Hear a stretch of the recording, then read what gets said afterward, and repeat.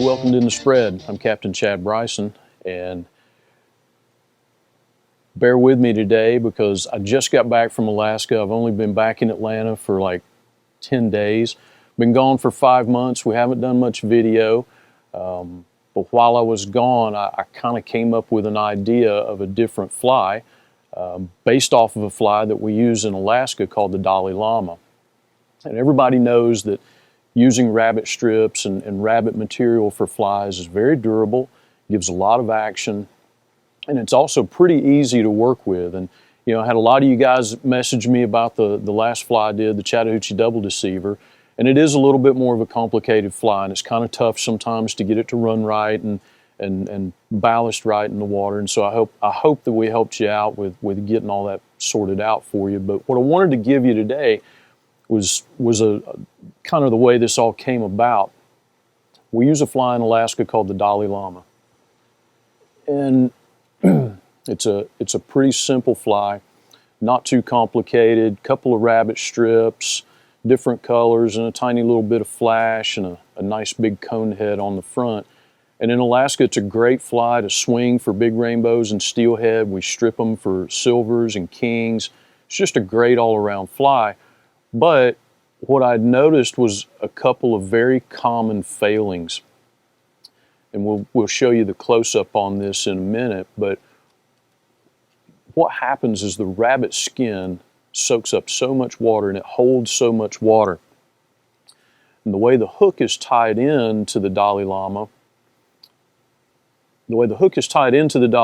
it's always against the rabbit skin.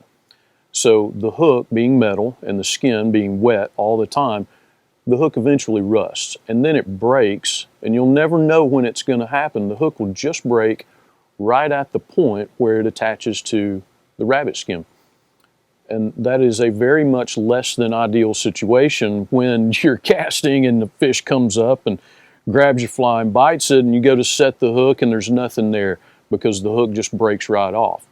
And so while I was guiding this summer, having this happen to me numerous times, I decided that there had to be a little bit of a better way.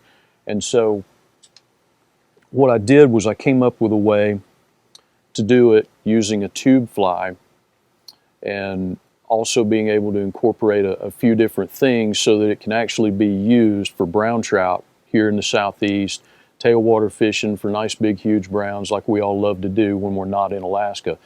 And so the advantage to the tube fly is that obviously it's a tube, and so the hook is not attached to the rabbit strip. So when the hook gets dull, you can change it out, replace your hook, and you're not having to throw away your fly. So, you know, again, the way I like to tie flies, I like simple, durable, and effective. You know, this fly doesn't take me, you know, it's probably not going to take me 10 minutes to produce, you know, in a production type scenario. It's going to take a little longer today because I'm going to go through with you about how to select the materials, the widths, the lengths, and everything in regards to it. So it's going to take a little longer today, but it's taking a really simple pattern and turning it into something very effective that you're going to be able to use in a multitude of colors for different species of fish, largemouth bass, smallmouth bass, my favorite, brown trout, in a variety of different ways. And I'm going to cover every bit of that with you. So again, I mean, a lot of people are going to look at this and say, oh, well, you know, Chad's doing nothing but taking a Dalai Lama and putting a new twist on it. Yes, that is correct. I am. That's what all of us do as fly tyers. There's nothing out there so much anymore that's completely brand new and revolutionary that it becomes a proprietary thing. So all of us are doing the same thing, and I hope a lot of you guys look at this and say, oh, wow, you know what, I can take this and add something more or do something different. And that's the idea, is to create, you know, be creative and have new things. So anyway, I'm going to call this one the Tiger Minnow because it stemmed from a need, you know, to have a fire tiger colored fly. You know, the water in a lot of our tailwaters in the south, the lakes are turning over, and so you get this puke green water flowing into your river that's usually gin clear. And so, you know, the fire tiger pattern is a color that in bass fishing in the lakes and off-colored water really is effective, and it works really good. And it's a color and a pattern that's often overlooked in fly fishing because we're worried about bug hatches and insects and all that stuff that huge brown trout don't eat ever at all. None. Who cares? So, but what they do eat is this stuff. And so we're going to get started. I'm going to show you how I tie the tiger minnow, and let's get started. So the first thing I want to talk about in making a tube fly, you can see with my vise here, there's a little attachment that you can get from HMH, and it's just a tube fly vise adapter. It's going to come with two different sizes of wire depending on how big a tube you want to use, either small or large. We're going to use the large one today with the larger tubes. You can certainly tie them on the smaller tubes if you're trying to go for a little bit smaller size tube fly or tiger minnow fly. So the tubes I like to use are one of two kinds. I either use the poly tubes, which are a little more flexible, or I'll use the large diameter tube that are rigid. It's the rigid tubes, and they're exactly that. They're stiff, and so if you really have to crank down on the tube itself, it won't close on itself down on the wire. So it makes it a little bit easier to start on. So for simplicity's sake, today I'm going to start with the rigid tube.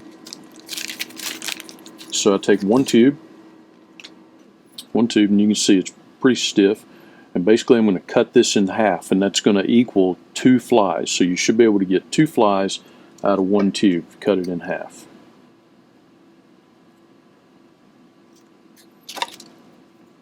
So there's my second fly tube. So now I've got my tube.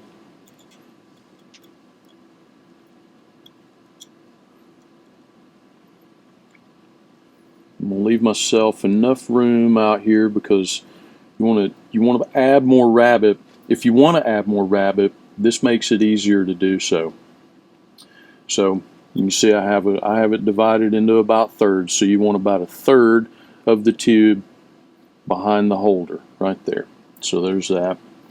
So we're going to start by just laying down some thread. I'm using the gel spun thread because it builds quick, or it doesn't build quickly, but it holds really well. It doesn't build up a big diameter. So I'm just going to lay that down and get it snugged up. And you know, this is not a complicated thing at all. Basically all I want to do now is I want to select some rabbit material. And it's a little more difficult than it sounds. I mean, instead of just picking up a pack of rabbit and saying, oh, okay, these are going to work, and these will, but rabbit zonkers or rabbit strips come in two different sizes. They come in magnum cut, both of these are magnum, and then they come in standard, which that's what this one is. And the biggest difference in the two is the width of them. So here's a standard orange barred rabbit, and you can see how skinny it is as compared to the magnum. Get it up there so you can see it, but you can see the difference in the width of the two. And so both sizes will actually work depending on what you're trying to accomplish. I like the magnums because they create a bigger profile in the water. They create a much bigger profile in the water. They blow out and they wiggle around and they just look more alive to me. Now, if you're fishing super clear water and you're going for a little less intimidating presence in the water, then by all means use the smaller one. You're still going to get a lot of action. You're just not going to get the bulkiness in the water. So I'm going to start. Again, this is one of the easiest flies to tie that actually gives you, some of the best action out there. And there's a lot of different ways that you can create with it. So I like this strip. This strip is a good one. So I'm going to start. This is going to be my bottom strip.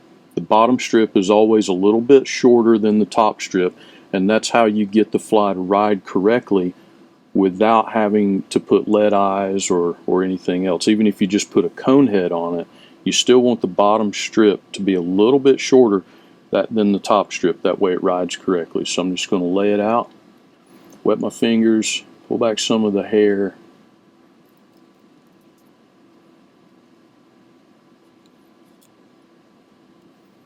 So I've got it snugged down there really nice.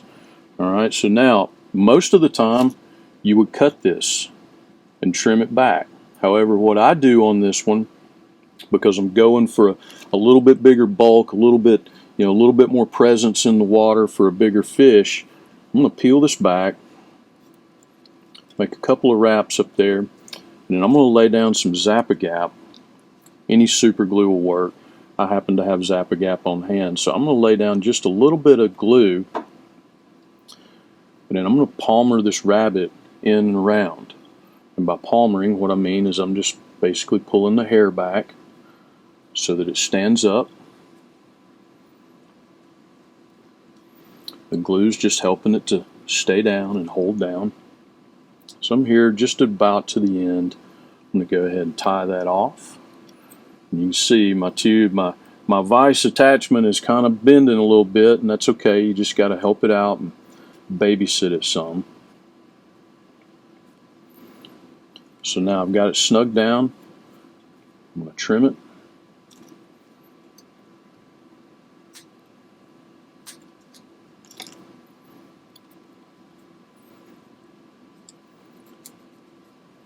Wrap that off just like so. So now what I've done is I've kind of given it a collar. A little bit of a collar there. Oops, I'll pull my wire out. So I've given it a little bit of a collar, and it flares out in the water. So now, instead of rotating my vise like this to try and finish it, one of the great things about the tube fly attachment is that really all I have to do is loosen it here, and it turns over. Now this is a pretty important part. When you rotate this around, you want to pull down on that lower strip. That way you know that you've got the strip going straight down. It's absolutely critical that the bottom strip and the top strip are completely, perfectly opposite of each other, as opposite of each other as they can be. Otherwise, you get them laid over on the side, like one of these first prototypes that I tied up. The bottom strip and the top strip are not completely opposite of each other, and so the fly kind of rides a little bit sideways and doesn't look exactly right in the water. So that was a learning curve when I went to this one. Is make sure you get it exactly right, especially if you're not using dumbbell eyes. So, and I don't like the dumbbell eyes most of the time, because on these flies for brown trout it kind of kills some of the action. So like I said before, I was looking for something in a fire tiger color because of the color of the river water right now, and those Rapala fire tiger crankbaits, in the X wraps and the jointed countdowns and everything, look really, really good in the water. So that was kind of what I was going for, was something that had that color. So now I'm going to use just a standard chartreuse Magnum zonker strip. So I'm going to lay it out there, make sure that it's just a little bit longer than the bottom piece, and it is. I'm going to pull the hair apart there.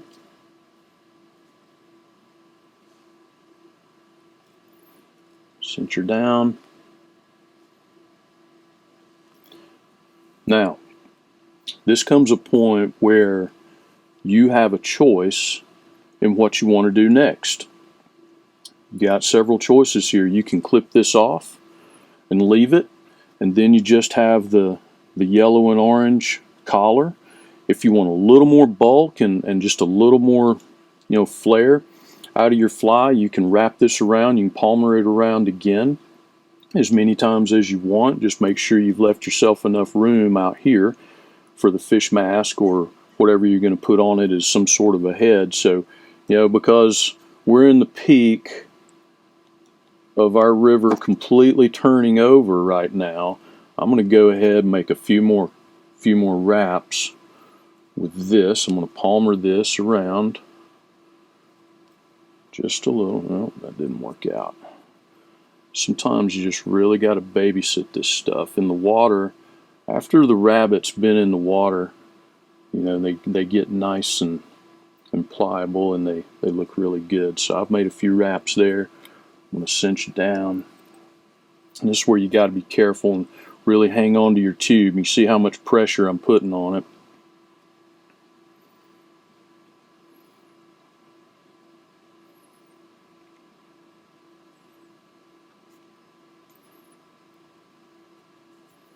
right. When I trim it, I try and pull the hair away as much as I can so that I'm just cutting skin and not removing any of the hair that I just tied on there. There we go. Perfect.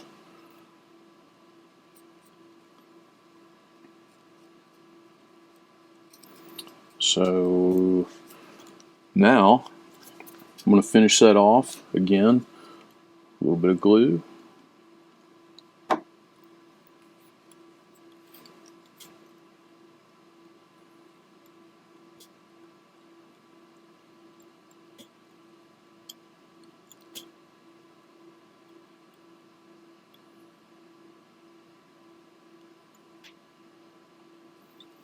She's all cinched up.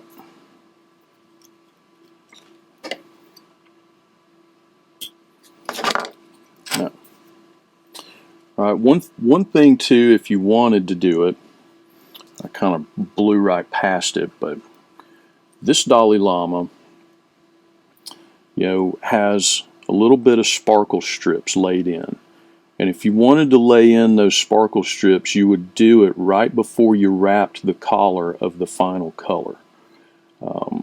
And if you weren't going to do it on the collar of the final color, if you were just going to leave the orange and yellow and not wrap the chartreuse in a collar, you'd lay it in back here. I'm sorry, I forgot to bring that up, but that's the point that you would lay in that flash. I have found that the Chattahoochee River brown trout really don't respond well to the flash. They don't like it.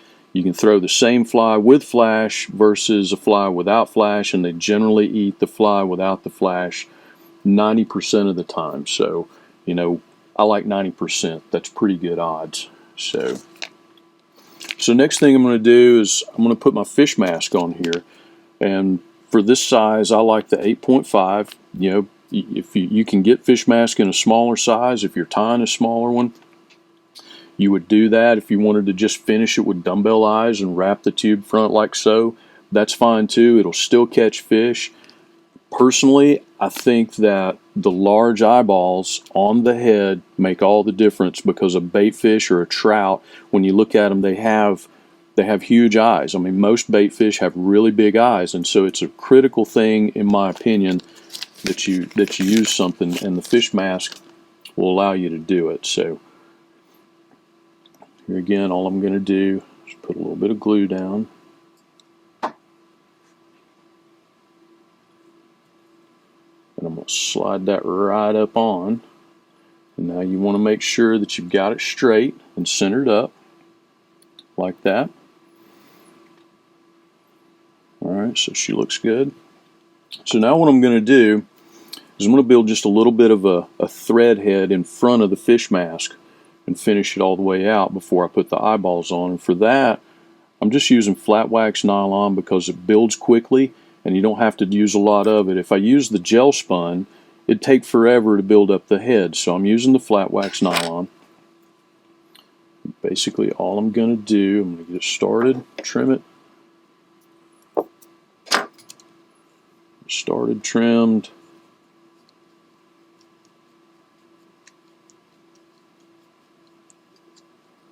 So now I've built the head, and that does a couple of things. It helps hold the head straight and in place, and helps keep it from sliding off. So it's just a nice, quick, easy fix to a problem that does exist. So I'm going to put a little more glue,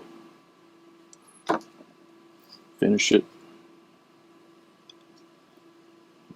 Good job, Chad.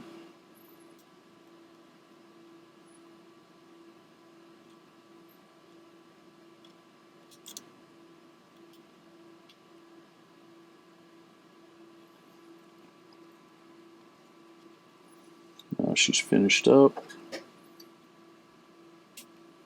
trimmed, glued, the whole bit. So now we're going to put the eyeballs on. Not too complicated, just a tiny drop.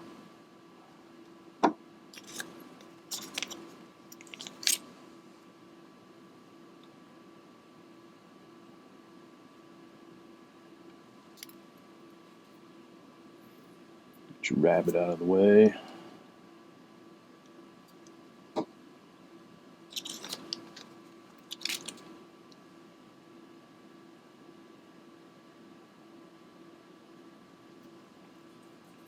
Okay, so there's that. We're going to let that glue set for just a second. I'm going to show you some of the prototypes, if you will, while I'm kind of waiting for this glue to dry out, and just kind of explain what I went through. So this one was my first Fire Tiger attempt, and what I found, this was when I discovered that you don't use the standard size zonker matched up with another magnum size on the same fly, unless you want to achieve a specific thing, which I'm going to cover. But what happens, you remember before when I said that the top strip has to be longer than the bottom strip. That way the fly rides correctly through the water. That way you've got your contrast colors riding in the position that you want them to be. However, if you use a magnum strip on the bottom, even though it's shorter, the fly rides like this, which is still fairly effective, and it would still catch fish, I'm sure, even though I didn't catch a fish on this particular one. I'm sure it would still work, but it rode backwards in the water to what I actually wanted it to ride. So I was like, well, there you go. You either got to use both magnums, or you got to use both standards, or you reduce. You make the shorter one the smaller one. That way it rides. So that was one of the original prototypes, and that was what I learned out of it. One of them that actually did work, and I caught fish on, was this one. And all it is just standard strips, not magnums, just standard strips and barred rabbit. I didn't wrap any collar up here around the head at all. This fly takes like 3 minutes to tie. It takes longer for the super glue to dry than it does to actually make the fly. But it's effective, and it does catch fish. And if you just need to tie up some stuff quick to search patterns with and whatnot, it's a great fly to do that. So that's what they look like without the collars. This one was effective for sure. In the clear water conditions, it's really effective in this darker color, and you can see how this rabbit hasn't been wet yet. None of this rabbit has been wet, so quite frankly, on the vise, it looks kind of ugly, and it looks like it's not gonna blow out, but this fly's been wet, and so you can see after it's been wet how much the rabbit kind of lays down and becomes agreeable and blows out. So you can see I did a brown, these are magnums, I did a brown magnum with a brown collar up front, and in clean water conditions that is a great color combination. So I'm sure this is dried up now. So I'm going to try and go slow. This is the only kind of complicated part about this fly. Nothing at all is too bad. So just pulled it straight off of there. Tighten that back up. So you got all this tube out here in the front that we need to make go away. So you don't want to ever cut it like straight down at the thread. You want to give it a little bit of room beyond the thread. So I'm going to leave like 1/16 of an inch right there.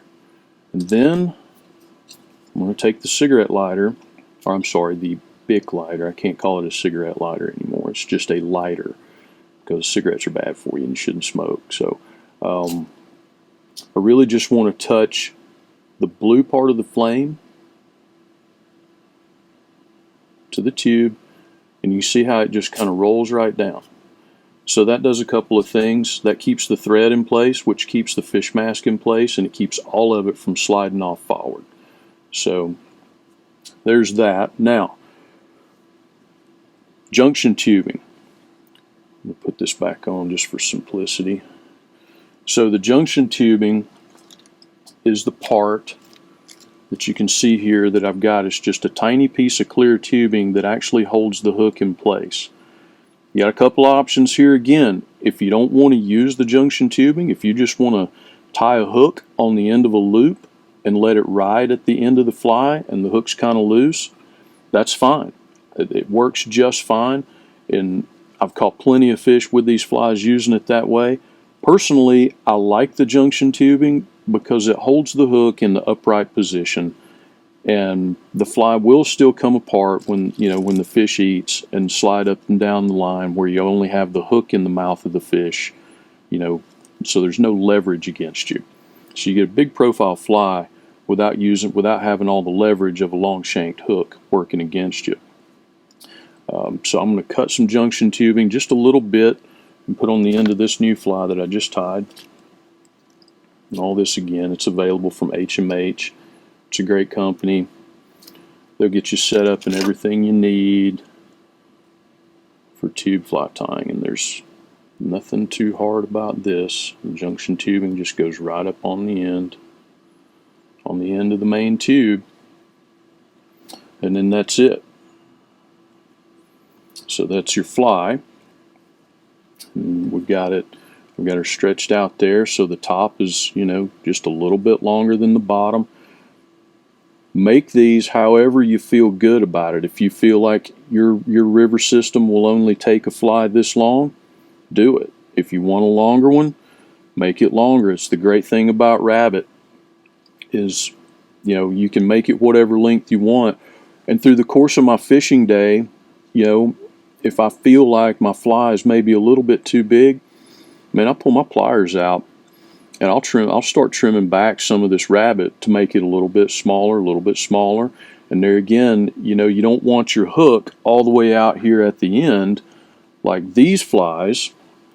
You don't want, for brown trout fishing, predator type fish, you don't want that hook all the way out here at the end of your your top strip.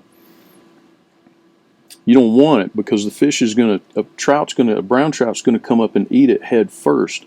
So you kind of want that hook a little more in. That way when the trout comes up to eat it, the hook's out there on the outside, just on the outside of the mouth, and it's pointed up, so it's going to catch it in the top jaw and really not cause much harm to the fish whatsoever. So now we've got our junction tubing on there, and I'm going to show you how I rig it. This one's already pre-rigged, so we'll rob that line from it. So we're gonna pretend that this piece of tippet, this is 15-pound fluorocarbon, and everybody says, "Oh wow, wouldn't it be better if you used a lighter line?"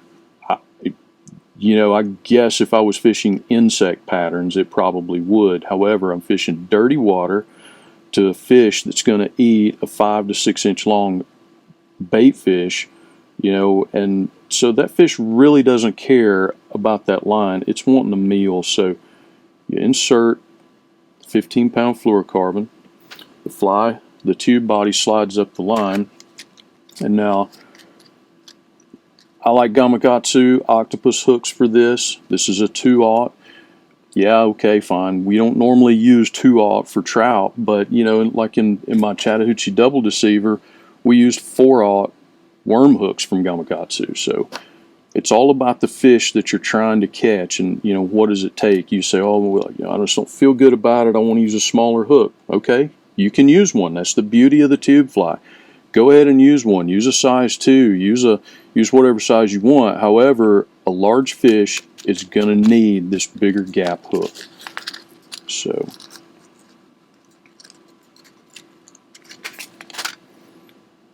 that one looks like it's already been used for something else and recycled, so that's a perfect one to use for this one. So a couple of choices here. Since we're going for ultimate strength, in regards to knot tying, I like to use a uni knot for my octopus hooks. That way everything's a straight line pull. So to make that uni knot, we're going to insert through the eye of the hook,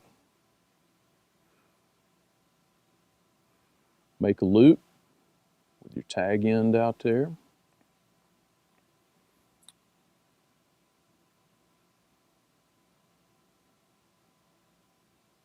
six, 7. So now I'm going to pull this end,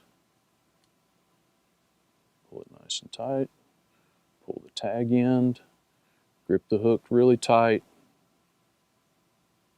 slide it right up. Now you can see you got a nice neat knot, almost looks like a snell. It's not completely a traditional snell, but it's a form of a snell. It's really more of a uni knot, but you can see now, so instead of having the hook tied through the eye and you're pulling this way, Now it's a straight line pull, right from the shank of the hook.